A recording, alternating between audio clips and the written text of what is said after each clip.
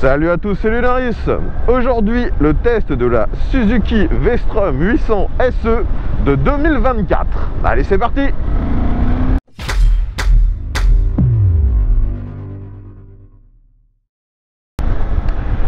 Les amis, de nouveau, grâce à l'un de mes abonnés, je peux vous présenter une moto quasi neuve. Donc merci à lui d'avoir fait un peu de route pour me ramener cette machine sur mon lieu de tournage. Donc si vous avez suivi récemment mes tests de chez Suzuki, vous connaissez maintenant les GSX 8S et GSX 8R. Eh bien, il faut savoir que cette V-Strom 800, c'est globalement la même base, mais là dans la version trail. On a eu la roadster, la sportive et maintenant la trail.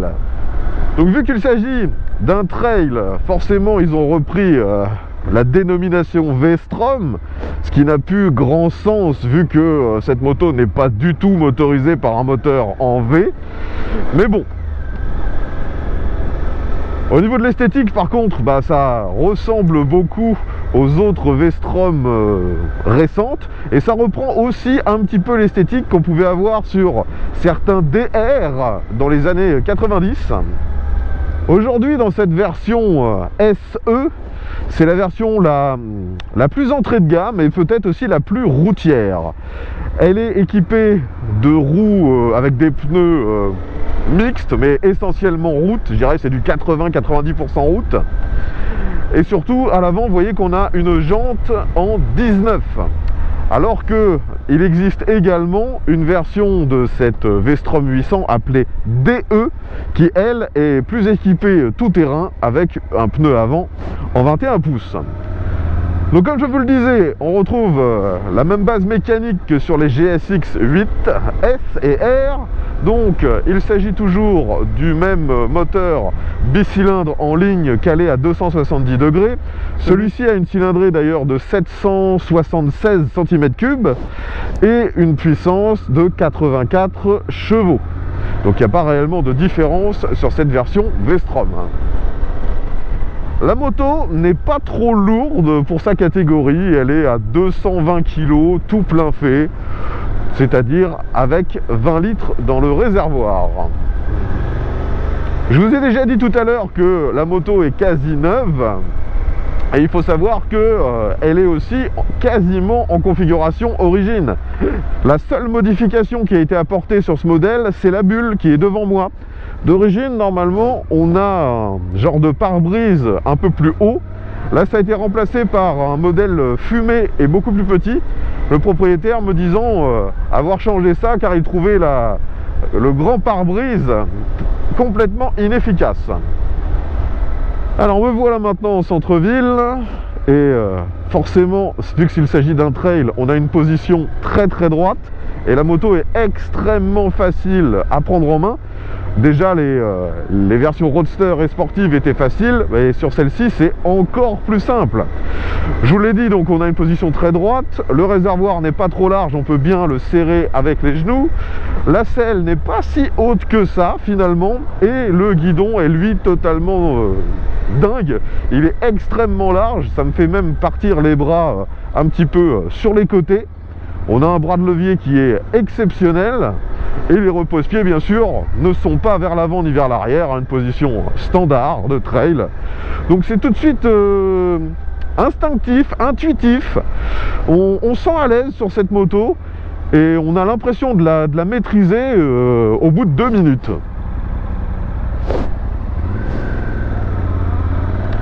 D'ailleurs ici, premier rond-point, et ça se bascule avec une facilité les amis. J'ai même l'impression que ça se bascule encore plus facilement que ses sœurs roadster et sportives. Et c'est peut-être dû justement ce sentiment à la taille des roues. À l'avant, je vous l'ai dit, c'est une roue en 19 et c'est un pneu assez fin, c'est du 110. À l'arrière, on a une roue en 17, donc ça c'est plus classique, mais c'est uniquement un pneu en 150. Donc c'est bien plus petit que sur les versions roadster et sportives. Et je pense que ça participe vraiment à la facilité, à la manœuvrabilité de ce modèle. Et vu que la position est très droite, on peut facilement prendre les infos, se retourner sans lâcher le guidon. Si nécessaire, on a aussi les rétros qui sont placés sur le guidon. Vous voyez, ils sont un peu hauts. on a quand même facilement un bon tiers de chaque miroir qui sont pris par nos bras. Ça, c'est un peu dommage.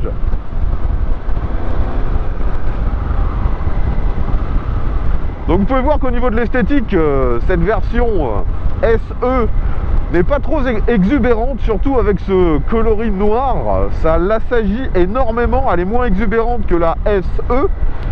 Et en plus, l'échappement sur le côté droit est lui aussi avec un traitement noir. Donc on le voit assez peu, cet échappement. Il faut porter son attention dessus, mais bien qu'il soit quand même relativement gros. Et au niveau de la sonorité, c'est très contenu. En roulant à 50-60, on l'entend assez peu. J'ai plus de bruit venant de l'air qui arrive sur moi que réellement de l'échappement. Maintenant, reste à voir ce que ça donne en accélérant un peu.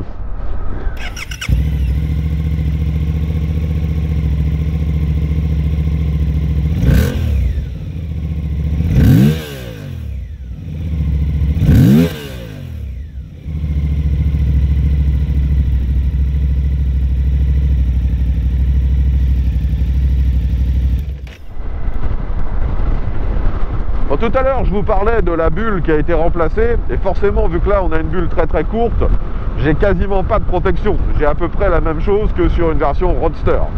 Logiquement, avec le pare-brise d'origine, on devrait être un petit peu mieux protégé, mais le propriétaire, lui, m'affirmait le contraire. Donc je vous laisse dire dans les commentaires votre ressenti avec la bulle d'origine, si vous avez eu l'occasion de tester cette moto. J'arrive maintenant sur le passage que je prends à chaque fois à basse vitesse. Donc vous voyez qu'avec cette machine, c'est toujours hyper facile, hyper manœuvrable. C'est comment dire, c'est intuitif aussi de nouveau, car le moteur est plutôt souple, hein. C'est une machine qui est vraiment rassurante. Donc comme habituellement, on va utiliser cette route afin de tester l'accélération. Comme sur ses sœurs Roadster et sportives, cette V-Strom 800 est bien sûr équipée de tout un pack électronique. On a tout d'abord un traction control, on a aussi plusieurs cartographies d'injection et on peut aussi gérer les niveaux d'ABS. Donc actuellement, moi le traction control est désactivé. C'est le propriétaire qui m'a conseillé de le laisser désactiver. Pour lui, c'est là où on a le meilleur ressenti. Et bon, en plus je vois pas de gros problèmes à le désactiver vu que c'est pas une machine surpuissante. Ensuite, sur les paramètres de cartographie d'injection, le mode C sert uniquement à baisser la puissance, avoir quelque chose de beaucoup plus cool sous la pluie. Donc je ne l'utiliserai pas aujourd'hui. Je vais faire une première fois l'accélération en mode B, qui est le mode moyen, et ensuite je le referai en mode A, qui peut être considéré comme le mode sport. Mais normalement, que ce soit en mode A ou B, ça ne doit pas changer la puissance délivrée par le moteur, mais uniquement le ressenti à l'accélération. Que vous dire d'autre? Bien sûr, il y a l'ABS, hein, c'est obligatoire, hein, je vous l'ai déjà dit. Donc on est parti pour une première accélération. Je rappelle donc qu'elle est donnée pour 220 kg tout plein fait et 84 chevaux. Allez, c'est parti. Première accélération en mode B. Ah, la sonorité est pas trop mal avec cet échappement. C'est parti.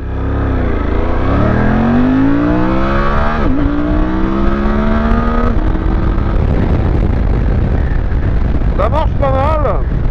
Et vous avez pu voir que cette moto est équipée d'origine d'un shifter. Et comme sur ses sœurs, il fonctionne pas trop mal. C'est juste un peu surprenant en fait la sensation lorsqu'on actionne le sélecteur vers le haut. C'est plutôt fluide, il n'y a pas besoin de mettre beaucoup de force pour monter les rapports. Par contre, il faut mettre une force un peu plus importante quand on veut, quand on veut redescendre dans les rapports. Et c'est un peu surprenant. Mais sinon, le shifter fonctionne ni mieux ni pire que sur les autres Suzuki de la même catégorie. Allez, maintenant, un petit demi-tour. Donc vous voyez que du haut de mon mètre 70, j'ai les deux pieds qui touchent, bien que la moto soit un peu haute. Par contre, je ne peux pas mettre les deux pieds à plat, parce que la selle est quand même un peu trop large. Je braque à fond. Est-ce que je vais réussir à faire demi-tour sans sortir? Il semblerait que oui. Je finis même pile sur l'autre fil. Franchement, ça braque pas mal. Donc je vais maintenant changer de mode. Donc pour ça, on a un bouton mode. C'est assez facile. Donc maintenant, je suis en mode A. Et c'est reparti. Et on va également tester le freinage.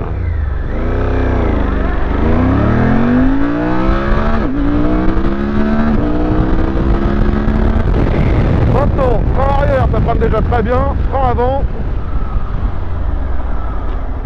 Ouais, le frein est pas mal.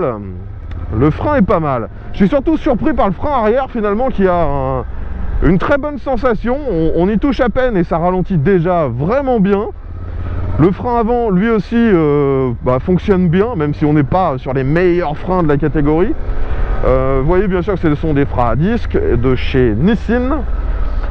La sensation est plutôt pas mal, hein. Franchement, ça va. Vous voyez par contre que le levier d'embrayage, lui, n'est pas réglable.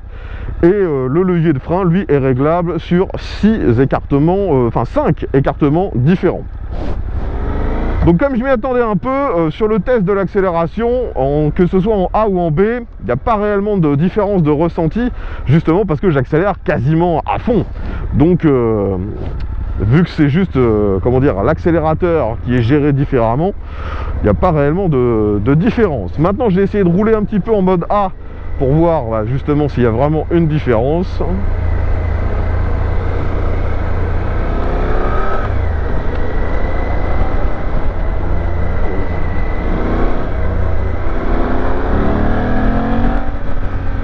Ouais, là j'accélère à peine, ça monte tout de suite dans les tours. Ah, il est un peu brutal ce moteur, hein. Plutôt sympa, hein. J'aime bien.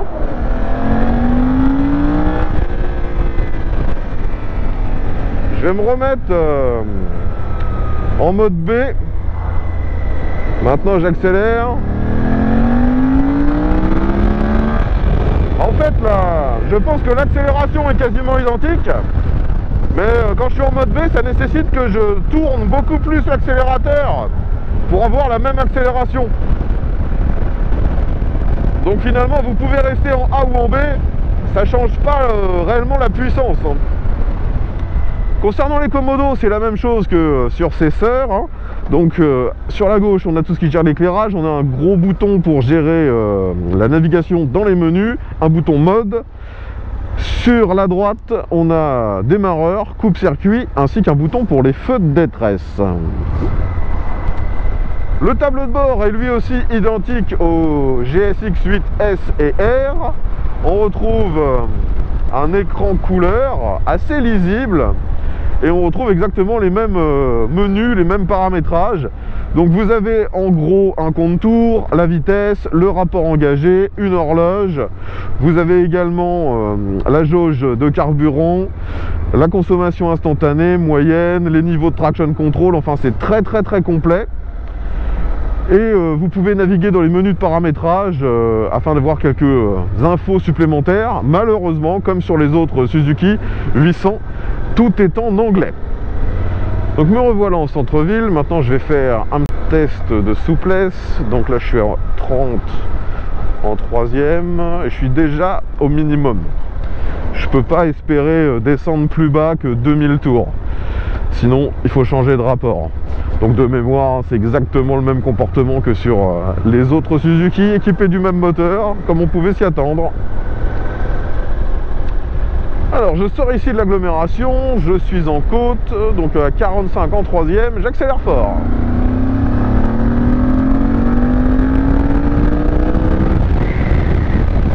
Ouais, ce moteur est vraiment efficace, hein. Et de nouveau la sonorité est mieux que ce que je m'attendais. Quand on monte dans les tours, on a un petit côté rauque qui est un peu sympa. Ici j'arrive sur un Dodan, donc je le prends à 30. La suspension est vraiment efficace. À l'avant ça n'a quasiment pas plongé, à l'arrière un tout petit peu. Vous voyez d'ailleurs que la suspension à l'avant c'est une grosse fourche inversée et elle est réglable en précharge. C'est une Showa. Et à l'arrière on a un amortisseur également de chez Showa qui lui est réglable également en précharge grâce à une molette déportée. Donc c'est pratique si vous voulez prendre un passager. Allez, de nouveau un Dodan, un peu plus de 30. Ouais, c'est juste ce qu'il faut entre fermeté et confort. Les suspensions me semblent vraiment pas mal. Maintenant, j'arrive dans une succession de virages. Voyons si c'est fun. Allez, j'utilise le shifter, faut pas que je l'oublie.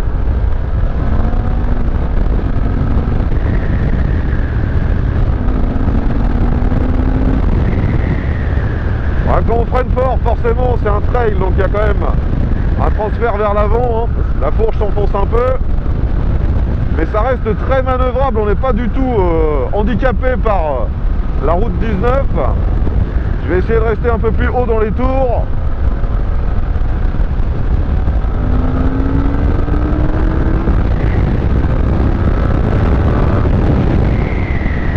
Franchement, il y a moyen de s'amuser, hein.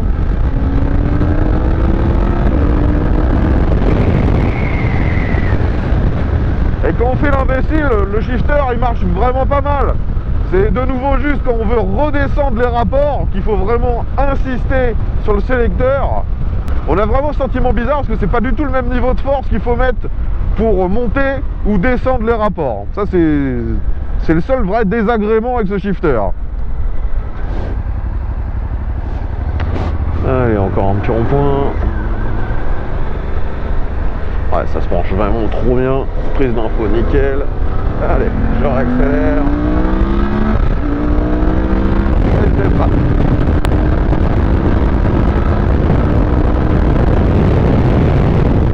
Ouais, franchement, il y a largement cette puissance. Par contre, la protection est vraiment pas terrible, hein. Là, vous voyez que vous devez l'entendre. Je me prends plein la tête. Je vais essayer de me mettre debout. Ouais, franchement, j'ai moins d'air, j'ai moins de turbulence quand je suis debout que lorsque je suis assis. La protection, la bulle ne sert strictement à rien, c'est même contre-productif.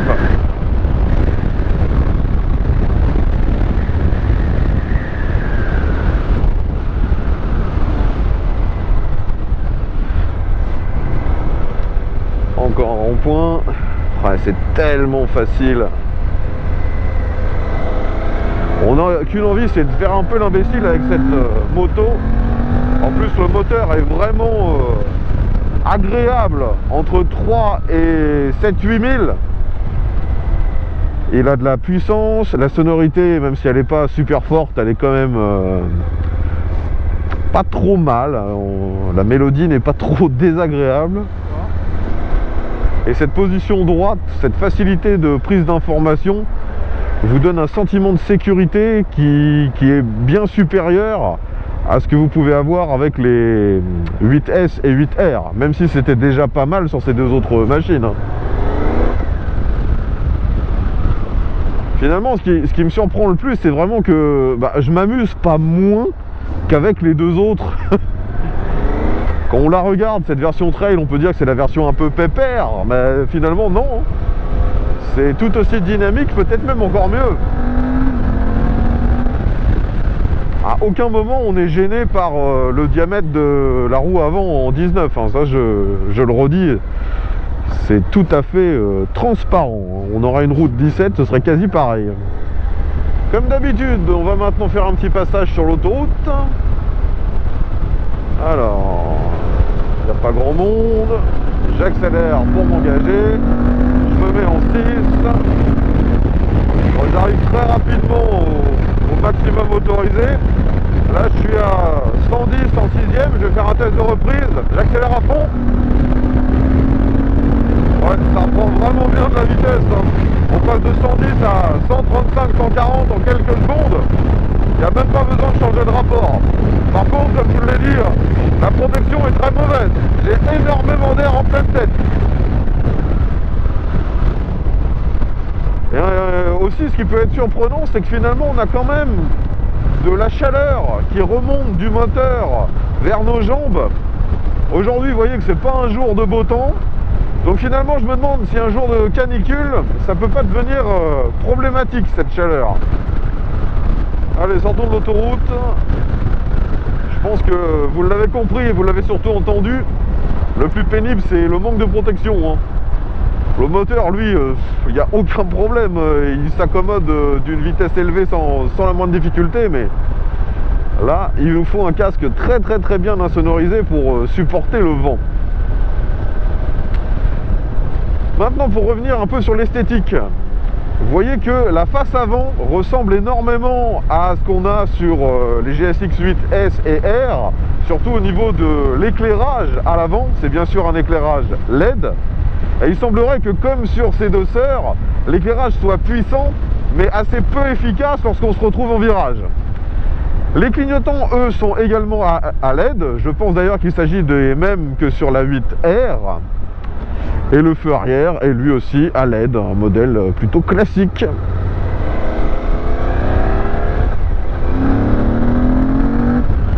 Ouais, ce moteur est vraiment efficace lorsqu'on fait des reprises à 4-5 000. Ça tracte, il y a une sonorité un petit peu rauque. Ça vibrote un tout petit peu. De nouveau, j'aime beaucoup cette mécanique. Même si c'est dommage qu'ils n'aient pas réussi à sortir quelque chose de plus. Je pense que c'est vraiment ça qui va nuire aux ventes. Les gens, malheureusement, ne prennent pas le temps de les essayer et se contentent de lire les fiches techniques. Allez, c'est parti pour une dernière accélération.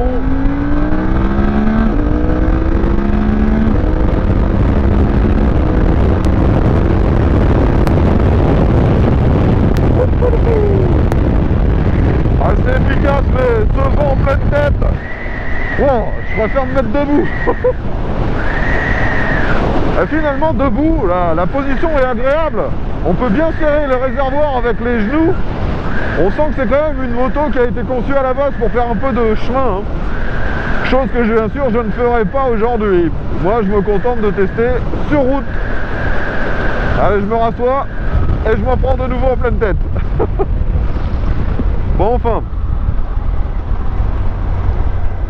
Je pense qu'au niveau dynamique, il n'y a pas de doute à avoir, hein. C'est vraiment une excellente surprise. Elle est homogène, elle est efficace, elle est facile.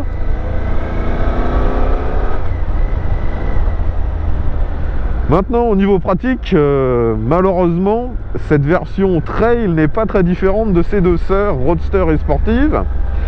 Si vous enlevez la selle, vous atteignez un tout petit rangement. Vous pouvez à peine y mettre un gilet jaune.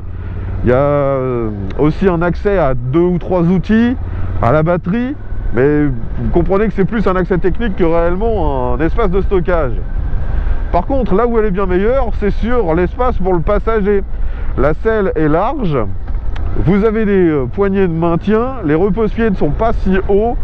Donc je pense que quelqu'un derrière sera bien plus à l'aise sur cette V-Strom que sur les GSX. Dernier petit aspect pratique, sur le côté, juste ici, on a une prise USB qui permet de recharger vos dispositifs, smartphone, GPS. Et ça, c'est d'origine, c'est pas une option. Et concernant la consommation, il n'y a pas de réelle différence avec les deux autres. Ici, on a un réservoir de 20 litres, ce qui est un peu mieux. La consommation est annoncée par le constructeur à 4,5 litres, mais le propriétaire lui me disait tourner plutôt à 5 litres, 5 litres 5. Ça reste classique dans ce segment.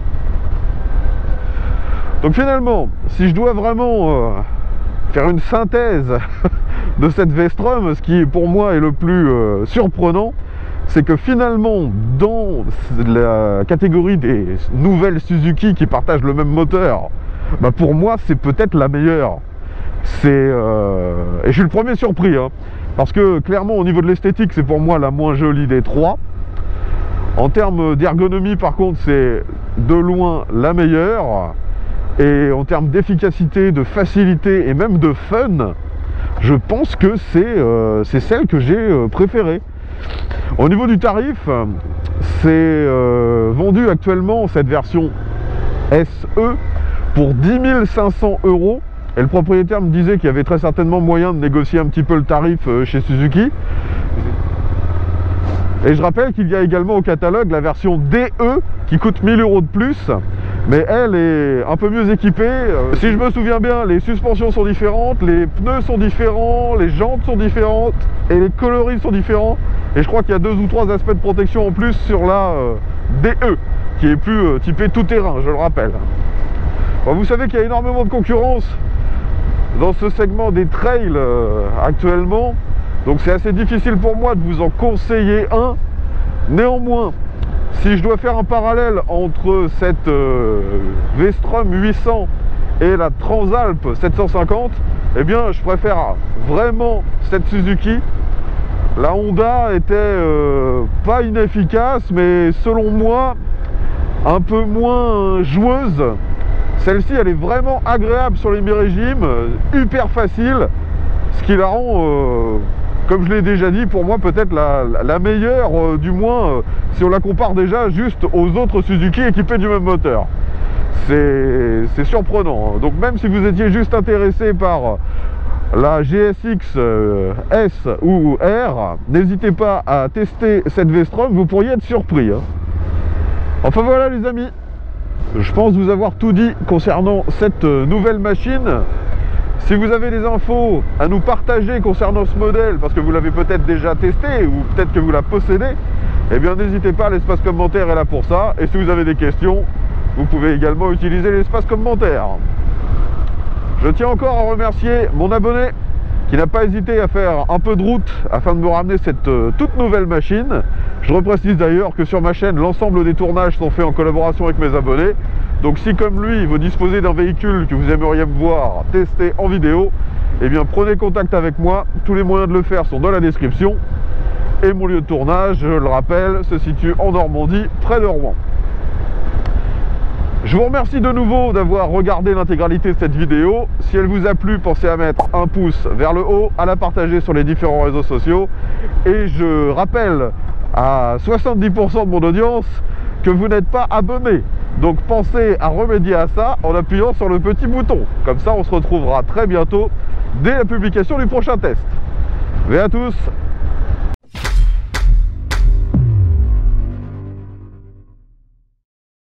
Franchement, je comprends vraiment pourquoi le segment des trails, voire des trails routiers, est de plus en plus plébiscité par les gens. Là, je suis vraiment surpris. Celle-ci, finalement, est bien plus agréable que ses sœurs roadster et sportives. Et je m'y attendais vraiment pas.